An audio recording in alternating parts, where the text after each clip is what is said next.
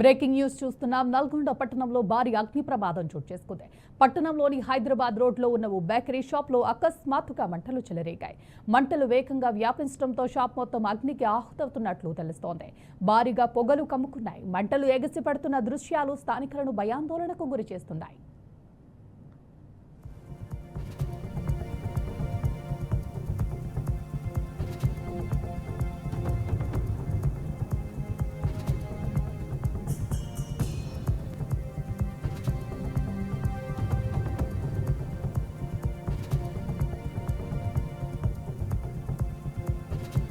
సమాచారం అందుకున్న వెంటనే ఫైర్ సిబ్బంది ఘటనా స్థలానికి చేరుకుని మంటలను అదుపులోకి తీసుకురావడానికి ప్రయత్నిస్తున్నారు.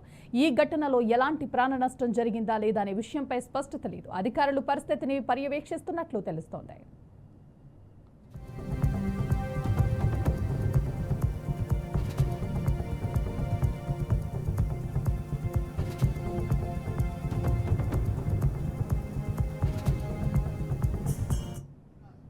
ఇదే అంశానికి సంబంధించి పూర్తి సమాచారాన్ని మా ప్రతినిధి శ్రీనివాస్ అందిస్తారు.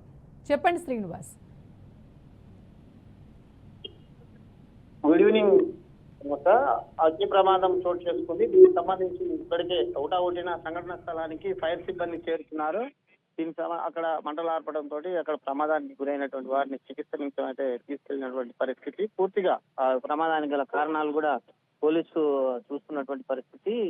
ఉదాహరణ సంఘటన స్థలంలో ఉన్నటువంటి ప్రమాదం జరగడంతో ఇక్కడ జరిగిందనేది కూడా స్థానికులు చెప్తున్నటువంటి పరిస్థితి. రైట్. ప్రాణ నష్టం ఏమైనా చోటు చేసుకుందా శ్రీనివాస్?